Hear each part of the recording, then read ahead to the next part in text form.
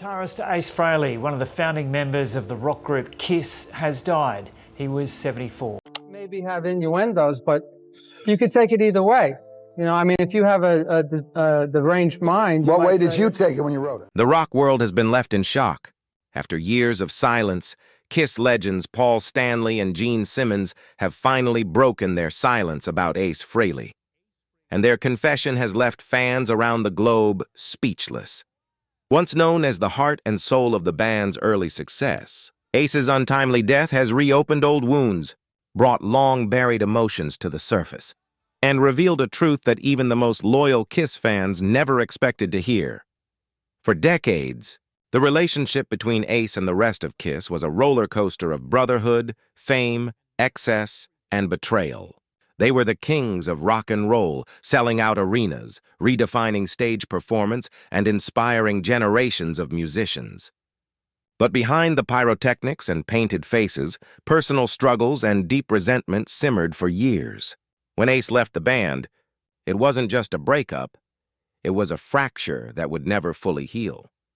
Now, after his passing, Paul Stanley and Gene Simmons have finally opened up about what really happened. Not the version shaped by tabloids or fan rumors, but the raw, emotional truth from the men who knew him best. Their words weren't filled with anger or blame this time. They were filled with regret, heartbreak, and painful honesty. For the first time, Gene and Paul admitted what they could never say while Ace was alive, that beneath all the chaos, fame, and fallouts, they truly loved him. And now their confession paints a haunting picture of brotherhood lost too soon. Before the fame, the fire, and the painted faces, Kiss was just an idea. A dream born from 4 hungry young musicians in New York City who wanted to change the sound of rock forever. Among them was a wild, charismatic guitarist named Ace Frehley. With his space-themed persona, lightning-fast solos, and rebellious energy, Ace wasn't just another band member. He was the spark that ignited Kiss's explosive identity. When Kiss was formed in 1973, the chemistry between Paul Stanley, Gene Simmons, Peter Criss, and Ace Frehley was undeniable. Each brought something unique. Paul's melodic songwriting, Gene's stage charisma, Peter's gritty drumming, and Ace's electrifying guitar work. Together, they created something the world had never seen. A band that didn't just play music, but put on a full-scale spectacle. Smoke, blood, fire, and thunder became their language. Ace, with his spaceman persona, quickly became a fan favorite. His style was effortless, yet mesmerizing, and his solos were often the emotional high points of Kiss's live shows. Fans adored his authenticity, the way he seemed like the most human of the 4, despite the cosmic makeup. Behind the mask, Ace was the band's rebel spirit, unpredictable, fun-loving, and deeply talented. By the mid-1970s, Kiss had become one of the biggest bands on the planet. Albums like Destroyer and Love Gun turned them into international superstars. But with success came strain. Fame magnified their differences. Gene and Paul saw Kiss as a brand, a disciplined machine built to last. Ace, however, saw it as a brotherhood, a place for freedom, creativity, and music that came from the soul. That clash of philosophies would soon tear them apart. As their fame skyrocketed, so did Ace's personal struggles. The long tours, constant pressure, and endless media attention began to weigh heavily on him. He turned increasingly to alcohol and late-night partying to escape the pressure. Paul and Gene tried to rein him in, but their strict, business-minded approach often made Ace feel misunderstood and isolated. The band that once felt like a family now felt like a corporation. Despite the growing tension, no one could deny Ace's importance to Kiss's sound. His guitar work on classics like Shock Me and Cold Gin defined the band's golden era. Yet, behind the scenes, he was slipping further away. He missed rehearsals, clashed with management, and often felt cornered by decisions he had little say in. "I wasn't made to be controlled," he once said. "I joined a band to play music, not to punch a time card." By 1982, Ace had finally had enough. He officially left Kiss after the release of The Elder, a creative project that divided both the band and fans. For Paul and Gene, his departure marked the end of an era, the loss of their musical brother. But they were determined to move forward, even as the heart of Kiss seemed to fade with Ace's exit. In interviews years later, Paul admitted that Ace's departure hurt more than he let on. "He was a part of our DNA," Paul said quietly. "You can't replace that kind of magic." Gene, too, reflected on the loss, saying, "Ace had something none of us could replicate. That dangerous, unpredictable spark. It made Kiss exciting, and it made him impossible to forget." Though Ace would later reunite with the band in the late 90s, the damage from those early years had already left permanent scars. The brotherhood they once shared was fractured, replaced by professionalism, nostalgia, and the faint echo of what could have been. Still, through every argument, every split, and every reunion, one truth remained. The world had never seen a guitarist like Ace Frehley. And no matter how far they drifted apart, Gene Simmons and Paul Stanley would one day realize that the legacy they built together could never truly be separated from the man who helped start it all. As the years passed, the gap between Ace Frehley and his former bandmates only grew wider. Fame had once united them under flashing lights and screaming crowds, but it now served as the wedge that pushed them apart. For Ace, the fame that once felt thrilling began to feel suffocating. He was the guitarist millions adored, yet deep inside, he was crumbling. By the early 1980s, after his departure from Kiss, Ace struggled to find balance. Without the structure of the band, the temptations of the rock lifestyle hit him harder than ever. He poured himself into solo work, releasing Frehley's Comet. But even that success couldn't quiet the storm inside him. Alcohol and substance abuse became his escape, clouding his judgment and isolating him further from the people who had once been his brothers in music. Paul Stanley and Gene Simmons, though often painted as cold businessmen, weren't indifferent to what was happening. Gene, in particular, spoke about how heartbreaking it was to watch Ace spiral. "We loved him," he said, "but love doesn't mean you can save someone who doesn't want to be saved." Paul echoed that sentiment in his memoir, admitting that Ace's self-destruction left the band helpless and frustrated. In interviews throughout the years, Ace often expressed resentment toward how Kiss operated after his departure. He felt the band became too commercial, too controlled, losing the raw energy that had defined them. To him, Kiss had stopped being about the music and started being about merchandise and money. Meanwhile, Paul and Gene viewed Ace's criticism as hypocrisy, the words of a man who walked away from something he helped build. The media loved to fuel their rivalry. Headlines screamed about feuds, insults, and betrayals. Yet beneath all the noise, something deeper lingered, a quiet sadness. Despite the public tension, neither side could let go of the past completely. Each reunion show, each tour, brought flashes of the old magic back. When they played together again in the late 1990s for the Alive Our Worldwide Reunion Tour, fans saw glimpses of the brotherhood that once defined them. The energy was electric, the chemistry undeniable. But behind the scenes, old wounds quickly reopened. Ace felt like an outsider in a band he helped create. Paul and Gene, now seasoned professionals, ran Kiss like a global brand. Tight schedules, strict contracts, and little room for rebellion. For someone as free-spirited as Ace, it was a cage. "It didn't feel like Kiss anymore," he once said. "It felt like I was clocking in for work." By the early 2000s, Ace parted ways with Kiss again. This time it felt final.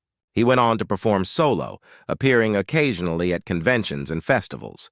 Despite the differences, Gene and Paul never fully closed the door on him.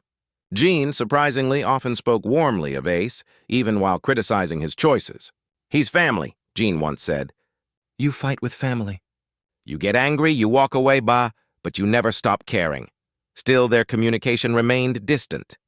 Each man went on living in his own world, Paul and Gene continuing Kiss's massive tours, while Ace focused on his recovery and solo career. For years, fans hoped for one last true reunion, but it never came. Behind all the interviews and public appearances, though, there were quiet moments of reflection. Paul and Gene, now older and more introspective, began to realize that what they'd lost wasn't just a guitarist. It was a part of their shared history, a brotherhood forged in the chaos of rock and roll. When the heartbreaking news of Ace Frehley's death reached them, both men were shaken to their core. The man they had fought with, laughed with, and shared a lifetime of memories with was gone forever. And in that instant, all the bitterness and distance seemed meaningless. What remained was love, complicated, messy, but real. For the first time in decades, Paul Stanley and Gene Simmons were forced to confront not the myth of Kiss, but the fragile humanity that had always existed beneath the makeup. The man they once called the spaceman was gone, and with him, a piece of themselves. The shockwaves from Ace Frehley's passing reverberated far beyond the rock world. Fans mourned the loss of a guitar legend, while Paul Stanley and Gene Simmons faced a different kind of grief, one that was deeply personal, unspoken, and long overdue. After years of silence, both men felt compelled to share their true feelings, revealing emotions that had been buried under decades of band politics, media speculation, and public expectation. For years, the narrative around Kiss had been one of conflict and rivalry. Fans had been fed stories of feuds between Ace and the remaining members, of arguments over money, creative control, and personal differences. But in their recent confession, Paul and Gene stripped all that away, offering a raw, human perspective. They admitted that beneath the anger and resentment lay a deep bond of friendship and brotherhood, one that had never truly faded. Paul Stanley, often seen as the face of Kiss's professionalism and poise, spoke first. His voice trembled as he recalled the early days, the tours, and the countless nights when the band's success was a shared dream. Ace was more than just our guitarist, Paul confessed. He was our brother. We fought, yes. We argued about everything. But at the end of the day, he was family. Losing him feels like losing a part of myself. Gene Simmons, known for his brash persona and sharp tongue, surprised many by openly acknowledging the pain he felt. We weren't perfect, he admitted. I wasn't perfect. Paul wasn't perfect. Ace wasn't perfect. But love isn't about perfection. It's about connection. And Ace, he was a connection that we'll never get back. The confession left fans stunned for a number of reasons. For decades, Kiss had cultivated an image of toughness and invincibility, rarely revealing vulnerability. To hear Paul and Gene speak so openly about regret, loss, and emotional pain was unlike anything they had ever shared publicly. The revelation humanized the rock icons, showing that behind the makeup and the theatrics were men capable of deep reflection and remorse. They also addressed the moments of separation, the bitterness and the misunderstandings that had fueled rumors for years. Both admitted that pride and stubbornness had prevented reconciliation sooner. We let our egos get in the way, Paul said. There were times we could have reached out, could have healed, but we didn't. And now it's too late. Gene added that the confession was not only for fans, but for themselves. Sometimes you need to say the words out loud, he explained, to honor someone's memory, to acknowledge the truth, and to finally let go of what holds you back. Ace deserved that. He always did. The reaction from fans was immediate and profound. Social media exploded with messages of support, sympathy, and understanding. Rock enthusiasts who had grown up idolizing the band praised Paul and Gene for their honesty, noting that this was the side of Kiss rarely seen, human. Vulnerable and deeply emotional, beyond fan reactions, the confession also sparked conversations about the pressures of fame, the complexities of long-term partnerships in the music industry, and the importance of expressing emotions before it's too late. It was a reminder that even rock legends are not immune to regret and grief, and that sometimes acknowledging the truth can be the most powerful tribute of all. For Paul Stanley and Gene Simmons, this confession marked a turning point. It wasn't just about mourning Ace Frehley. It was about confronting the mistakes, the lost time, and the unresolved emotions that had lingered for decades. And in doing so, they honored not only the guitarist they loved, but the bond that had shaped the band's history and, ultimately, their lives. In the days following Ace Frehley's death, Paul Stanley and Gene Simmons faced a reality they had long avoided, the void left by the loss of a friend, a brother, and a creative partner. As they reflected on the years of music, tours, and personal struggles, both men realized that the public narrative had never truly captured the depth of their relationship with Ace. Their recent confession was an attempt to correct that, to honor the man behind the spaceman persona, the musician whose artistry shaped Kiss, and the friend whose presence they had taken for granted. Ace's influence on the band was undeniable. His guitar riffs, songwriting, and rebellious spirit were central to Kiss's identity. Yet, as much as his talent was celebrated, his personal struggles often overshadowed the man himself. Both Paul and Gene admitted that at times they had failed to fully support him, caught between managing a global brand and trying to preserve the familial bond that had once existed. Their confession revealed a shared regret that they hadn't done enough, sooner, to bridge the gap before it became too wide. In heartfelt interviews, Paul reflected on the lessons learned from Ace's life and death. "We got so caught up in the machine, in schedules, tours, and contracts, that we forgot to nurture the relationships that truly mattered," he admitted. Gene similarly emphasized the importance of acknowledging emotions while there is still time. "I would give anything to have one more conversation, one more night on stage together, one more chance to just be brothers," he said. That's the truth of it. Their confession resonated deeply with fans, not only because it humanized the rock icons, but because it underscored a universal truth, that love, friendship, and family are often more important than fame, money, or pride. For decades, the band had been viewed as invincible, larger than life, untouchable. But in opening up about Ace's death and their regrets, Paul and Gene reminded the world that even legends carry grief, guilt, and the burden of unresolved relationships. In honoring Ace, they also paid tribute to the musical legacy he left behind. From timeless classics like Shock Me and Cold Gin to the electric energy he brought to every performance, Ace's artistry continues to inspire countless musicians and fans around the world. But beyond the music, Paul and Gene emphasized the human side, the laughter, the arguments, the camaraderie, and even the heartbreak. That side, they admitted, is what they will miss the most. Finally, their confession served as a cautionary tale about the cost of fame and the fragility of relationships in the spotlight. They urged fans and fellow musicians alike to value connections over ego, to reach out to loved ones before it's too late, and to never let pride prevent reconciliation. In doing so, they honored Ace not just as a rock legend, but as a man who deserved understanding, compassion, and love. Even as the world mourns the loss of Ace Frehley, Paul Stanley and Gene Simmons' heartfelt admission leaves a lasting impact. It's a reminder that behind the makeup, pyrotechnics, and roaring crowds, these men experience the same grief, regret, and love that touch every human life. Their confession, raw and emotional, ensures that Ace's memory will live on, not only in music history, but in the hearts of the friends, fans, and family who loved him most.